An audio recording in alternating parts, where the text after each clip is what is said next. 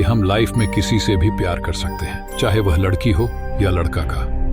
मारिया की बातें सुनकर रीना समझ जाती है कि वो एक ऐसी गांव में फंस गई है जहां के सभी लोग साइको हैं और वो कुछ भी कर सकते हैं। अब मारिया रीना को असलियत बताती है कि गांव वालों ने मिलकर एक प्लान बनाकर तुम्हें यहाँ पर बुलाया है ताकि तुम इसी गांव के लड़के से शादी करके उसके बच्चों को जन्म दे सको। दरअसल गांव वाले खुद को बाकी दुनिया से अलग रखते थे और अपने बच्चों को जन्म देने के लिए शहर की मासूम लड़कियों को अपने जाल में फंसाकर गांव में ले आते हैं और इसके बाद वो लड़कियां कभी भी वापस नहीं जा पाती। रीना को गांव तक लाने के लिए गांव वालों ने ही शहर से गांव तक एक स्पेशल बस चलाया था और यही वजह था कि जब रीना बस से गांव आ रही थी तो बस में उसके अलावा कोई और नहीं था। मारिया की बातें सुनकर रीना पूरी तरह से डर चुकी थी और अब उसकी तबीयत खराब होना शुरू हो जाती है। रीना देखती है कि बस ड्राइवर गांव का ही आदमी है और अब एक एक करके सारे गांव वाले रीना की तरफ बढ़ रहे थे। पिरिट रीना के पास आकर उससे कहता है कि हमने तुम्हें गांव में हमारे बच्चों को पैदा करने के लिए ही लाया है और तुम्हें जैक से शादी करनी ही पड़ेगी। अब अगले ही पल रीना बेहोश हो जाती है और जब वह होश में आती है तो देखती है कि गांव वालों ने चारों तरफ से उसे घेर रखा है और वो रीना को जैक के साथ शादी करने के लिए कह रहे हैं। रीना जैक से शादी नहीं करना चाहती थी क्योंकि वो जान गई थी कि जैक गांव के बाकी लोगों की तरह ही साइको है, इसलिए वो किसी तरह बहुत मुश्किल से अपनी जान बचाकर वहां से भागने लगती है। रीना जंगल में लगातार भागती रहती है क्योंकि वह किसी भी तरह से हाईवे तक पहुंचना चाहती थी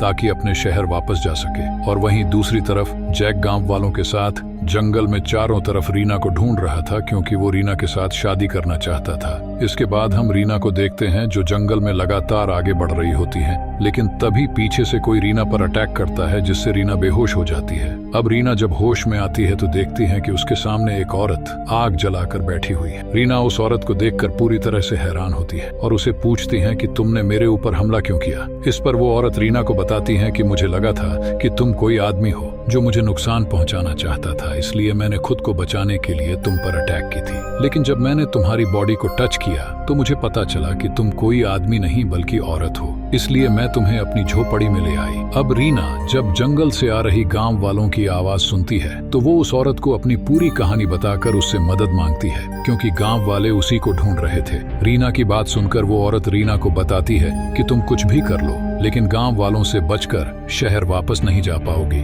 क्योंकि जंगल काफी बड़ा है और इस समय हम दोनों जंगल के बीच में हैं। अब जैक अपने दोस्त के साथ को ढूंढता हुआ उस औरत के पास आ जाता है लेकिन उसे वहां पर रीना नहीं मिलती क्योंकि उस औरत ने रीना को पहले ही अपनी झोपड़ी में छुपा दिया था। वो औरत जैक से झूठ बोलती है कि उसके पास कोई भी लड़की नहीं आई है, जिसके बाद जैक अपने दोस्त के साथ वहां से चला जाता है। जैक के जाने के बाद वह औरत रीना को अपनी कहानी बताती है कि उसे भी गांव वालों ने अपनी जाल में फंसाकर गांव में बुलाया था ताकि वह गांव वालों के बच्चों को जन्म दे सके, लेकिन उस औरत ने गांव वालों से बचने के लिए अपनी आंखें फोड़ ली क्योंकि गांव वाले कभी नहीं चाहते थे कि एक अपाहिज औरत उनके बच्चों को जन्म दे। वो औरत रीना को भी गांव वालों से बचने के लिए अपनी जुबान काटने की सलाह देती है। रीना के पास इसके अलावा कोई और ऑप्शन नहीं था, इसलिए वो इसके लिए राजी हो जाती है और अपनी जुबान काटकर जंगल में उस लेडी के साथ ही रहना शुरू कर देती है और इसी के साथ ये मूवी यहीं पर एंड हो जाती है।